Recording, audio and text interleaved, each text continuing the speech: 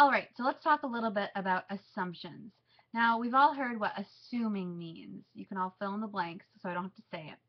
But when you assume something, nothing is actually solid information. We're just guessing or making an educated guess, you could say.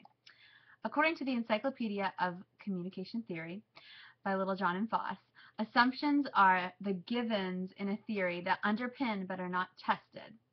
So that's just saying that assumptions are not defined. They are simply just guesses. And we, as ladies, I know I can speak for myself, we tend to assume a lot. If information is being withheld, if someone's acting a certain way, we go ahead and assume things.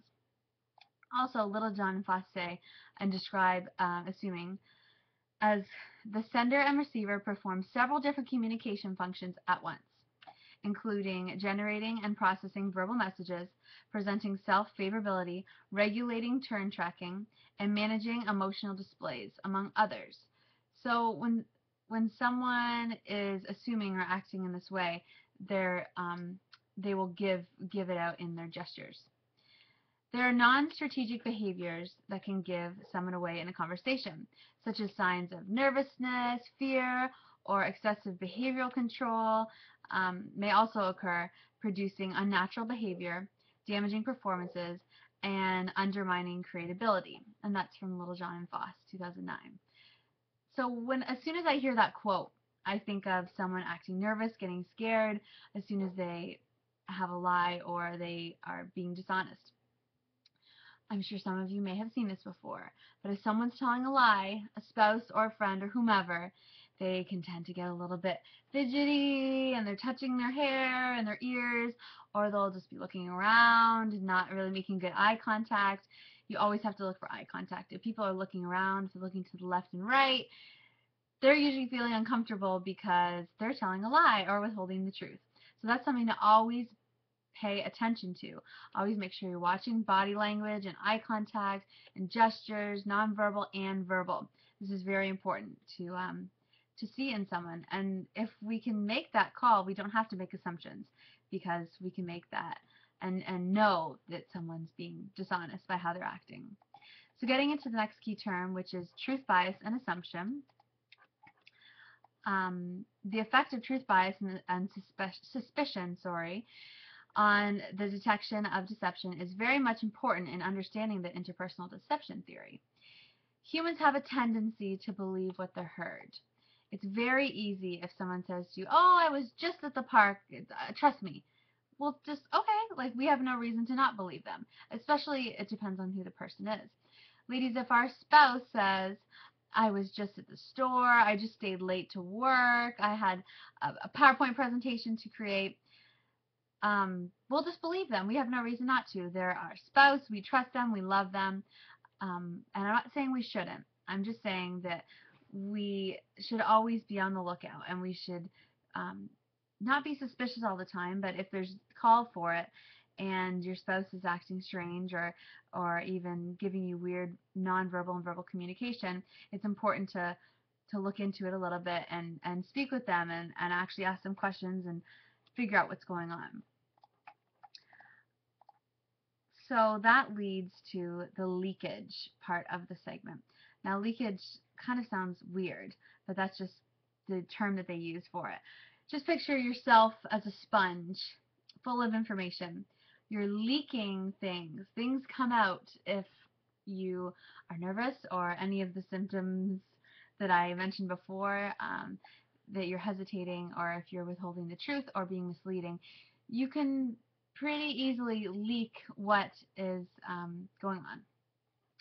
So the leakage hierarchy was developed by Myron Zuckerman and Robert Driver. This is the assumption that our body language will give us away when we are being deceitful. This is something I already touched base on when I showed you guys how men can act when they're being deceitful, where they look, what they do. They can give it away, and it's pretty obvious. And especially as women and wives, we know when our spouses are being dishonest. We're very used to them. So some people are very good at hiding it. It can be very it can be very difficult to spot someone. They don't always give away all the signals. They don't always leak things per se.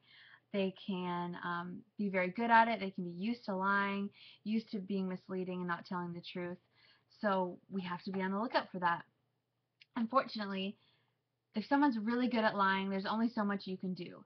And it's hard not to trust your spouse. We're supposed to trust our spouse.